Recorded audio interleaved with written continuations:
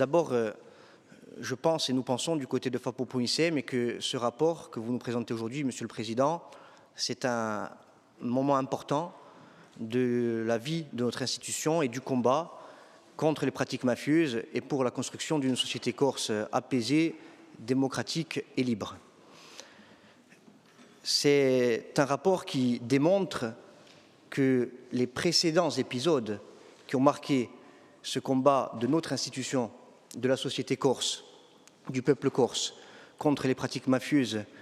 et pour la construction d'une société démocratique, ne sont pas restés lettres mortes. Une première délibération adoptée à l'unanimité en novembre 2022 par cette Assemblée, au terme de cycles de travaux, initiés notamment sous la présidence de Jean-Guy Talamogne, concernant l'Assemblée de Corse, sous votre présidence ancienne mandature. Une deuxième délibération adoptée à l'unanimité le 28 février dernier par cette même Assemblée, marquant la fin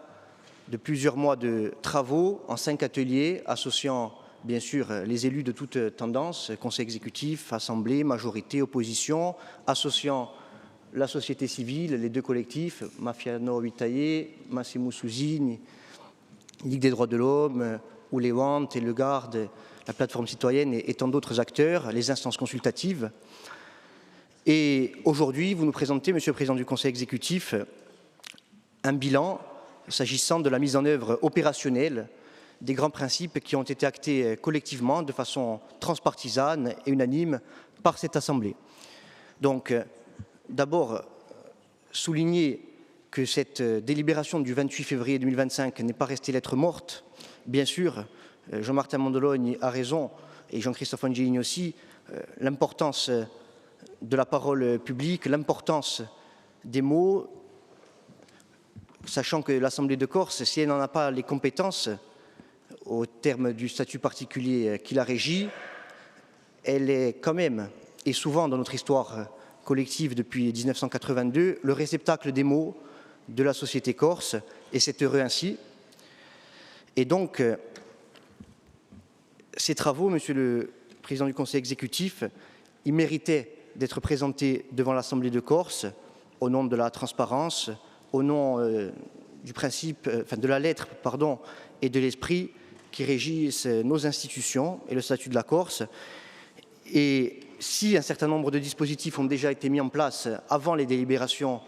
précitées s'agissant de la lutte contre les pratiques mafieuses, notamment en matière de sécurisation de la commande publique, des procédures, du contrôle interne, etc., il y a un certain nombre de dispositifs qui ont été déployés à votre initiative et sur, je dirais, proposition et adoption d'une délibération de l'Assemblée de Corse, qui sont des marqueurs très forts et qui ne sont pas neutres. En matière d'adaptation législative et réglementaire, 2 demandes fortes. La demande d'inscription de la notion de la commande publique, de la notion de bénéfice raisonnable dans le code de la commande publique, y compris pour les secteurs stratégiques, dans une île où le marché est souvent captif, où les logiques de monopole, de duopole, d'oligopole peuvent conduire à un certain nombre de dérives. Donc un marqueur fort que l'on applique déjà en matière de délégation de services publics dans le maritime, et c'est à mettre à l'actif de cette majorité. Une demande d'adaptation législative et réglementaire pour permettre, y compris dans la perspective de restaurer les liens de confiance entre la collectivité de Corse, la Corse en général, l'État et notamment singulièrement l'institution judiciaire, la présentation annuelle de la politique pénale en Corse par le procureur général près la Cour d'appel de Bastia. On constate là aussi que ces demandes d'adaptation législative et réglementaire fortes, qui ont fait l'objet d'un vote unanime de l'Assemblée de Corse, sont pour l'heure restées lettres mortes, mais on commence à avoir l'habitude. Et on voit aussi l'intérêt d'un statut d'autonomie grâce auquel on aurait directement la main pour légiférer et réglementer sur ces questions. Le PADUC, bien sûr, dans le cadre de la révision partielle de ce document stratégique en termes de projet de société et de développement pour notre pays, la réorganisation des services, le renforcement de l'inspection générale, donner des moyens, y compris pour la mise en œuvre et le suivi des grandes décisions que nous avons prises collectivement dans la lutte contre les pratiques mafieuses. Les initiatives que vous avez pu prendre également, y compris en allant au-delà même de ce que prévoyait la délibération du 28 février lorsque vous vous êtes adressé au préfet représentant de l'État en Corse pour l'indemnisation et la réponse à apporter, y compris au plan indemnitaire, suite aux incendies, aux mises à feu criminelles qui touchent bon nombre de nos compatriotes qui sont des travailleurs honnêtes. Donc nous tenions de notre côté, FAPO-Puinsem, à saluer ce travail qui est un travail concret, opérationnel, dans la continuité et dans le respect d'une délibération ou de plusieurs délibérations adoptées à l'unanimité par l'Assemblée de Corse qui représente notre peuple. Et dans ce cadre-là, c'est vrai que on a tendance, peut-être collectivement en Corse, à attendre beaucoup de la collectivité de Corse, même à attendre de la collectivité de Corse des tâches qu'elle serait en mesure d'accomplir si elle était autonome, comme si nous disposions déjà de l'autonomie, voire au-delà. Jean-Martin Mandologne parlait à juste titre des compétences régaliennes de police et de justice. On constate là aussi, on le regrette, que l'État était absent pendant tous ces travaux qui ont jalonné notre cheminement politique et intellectuel de 2022 à 2025, malgré les invitations. Et on voit bien que ce rapport, il permet aussi d'aller plus loin, puisqu'au-delà de la présentation d'un travail déjà considérable dans la mise en œuvre opérationnelle des grandes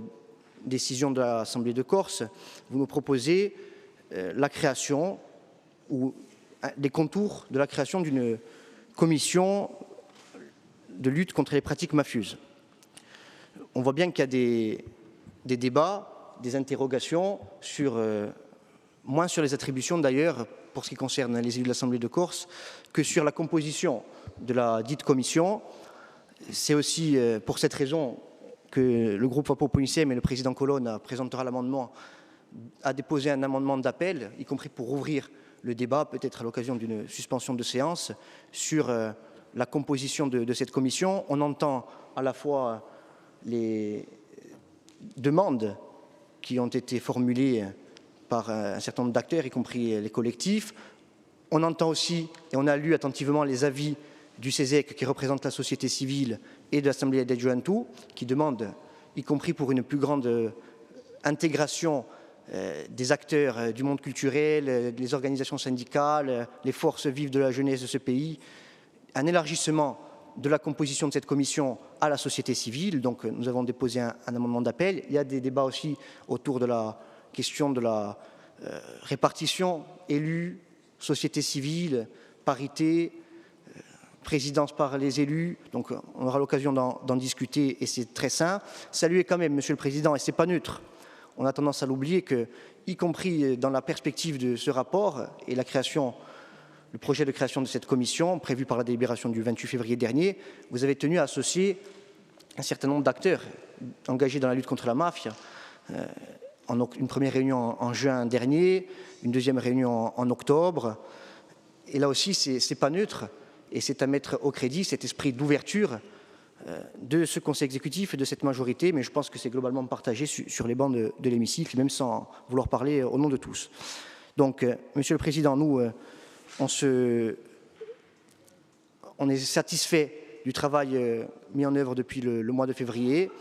Replacer ce rapport dans le contexte actuel, même s'il donne lieu à beaucoup de développement sur des questions de fond qui nécessiteraient peut-être des heures entières de débat et d'échanges, parce qu'elles sont passionnantes et stratégiques, y compris de par leur gravité. Ce rapport, c'est un rapport d'étape qui vise à présenter l'action du Conseil exécutif depuis le 28 février 2025 en application de la délibération relative à la lutte contre les pratiques mafieuses. Et c'est un rapport qui vient apporter une pierre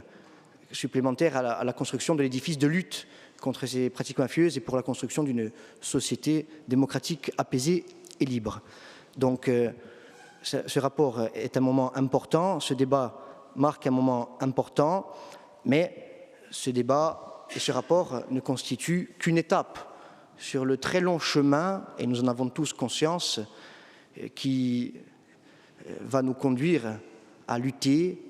contre ce mal féroce qui nous ronge, qui ronge ce pays, qui ronge sa jeunesse, qui ronge notre développement économique, notre vie démocratique. Et terminer en disant qu'il y a quand même, Jean-Christophe Angelini a raison à évoquer la question de la consommation et des trafics y compris de stupéfiants, qui nous préoccupent, y compris au-delà de la dimension pratique mafieuse. Il y a des questions liées à la santé publique, aux dérives sociétales, et ces questions, elles se sont souvent invitées aussi, comme tant d'autres mots de notre société, dans nos débats. Ça a donné lieu à des travaux en commission, y compris la commission des politiques de santé, des motions, Jean-Sand, Dany, des propositions. Mais je ne voudrais pas qu'on sorte de ces débats en laissant penser aux Corses qui nous écoutent que la question des trafics et des consommations de stupéfiants ne figurait pas dans la délibération du 28 février 2025. La question de la lutte contre les drogues et les commerces illicites, à la fois dans la dimension de trafic et de consommation, elle était déjà présente dans la délibération de novembre 2022. Elle a donné lieu à un atelier spécifique de travail durant des mois. Elle figure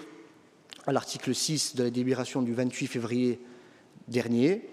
Je rappelle, je cite succinctement, l'Assemblée de Corse demande que la lutte contre la consommation de drogue devienne une grande cause en Corse, en impliquant notamment la jeunesse. L'Assemblée de Corse valide le principe d'un partenariat avec les acteurs de la vie économique et sociale et les établissements et événements recevant du public relatif au refus de la vente et usage de stupéfiants autour d'un label à drogue à INO et d'une charte associée, s'engage à renforcer les moyens de lutte et de prévention contre la drogue et les addictions, notamment au bénéfice du tissu associatif mobilisé ou mobilisable sur ces questions, demande à l'État de renforcer ses contrôles aériens et maritimes afin de lutter contre l'importation de produits stupéfiants, etc., etc. Donc cette question, elle figure bien au cœur et au centre de la délibération du 28 février 2025. C'est pour ça que je disais replacer ce rapport dans le contexte. C'est un rapport d'étape. D'autres rapports suivront. De notre côté, comme tant d'autres, on ne peut que vous encourager et nous vous accompagnerons, Monsieur le Président du Conseil exécutif, à mettre en œuvre de façon opérationnelle et concrète ces décisions de principe qui sont des marqueurs forts et inédits en Corse. Donc, terminer enfin en disant, Madame la Présidente, parce que le temps passe, que, y compris depuis ma position de Benjamin de l'Assemblée de Corse, les enjeux éducatifs liés à la culture de la légalité, à la culture démocratique, sont des enjeux fondamentaux sur lesquels nous devons nous mobiliser pleinement. Et là aussi, l'un des mérites de la délibération du 28 février dernier, même si attache avait été prise auparavant avec le rectorat de Corse, ça a été de prévoir un module éducatif adapté à la Corse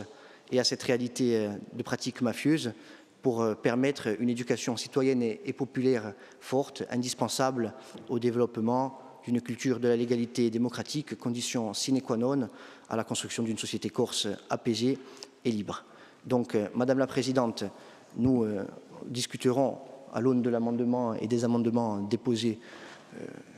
sur la composition de cette commission, mais en tout cas, saluer le travail réalisé, le travail qui est un travail dans un cadre contraint, la collectivité de Corse n'étant pas pourvue des compétences régaliennes, la collectivité de Corse ne disposant pas du levier législatif, mais en tout cas, un combat essentiel, y compris dans le signal que nous renvoyons à notre peuple quant à notre détermination sans faille à ériger la lutte contre les pratiques mafieuses comme une priorité absolue de l'action de la collectivité de Corse. Ringraziavi.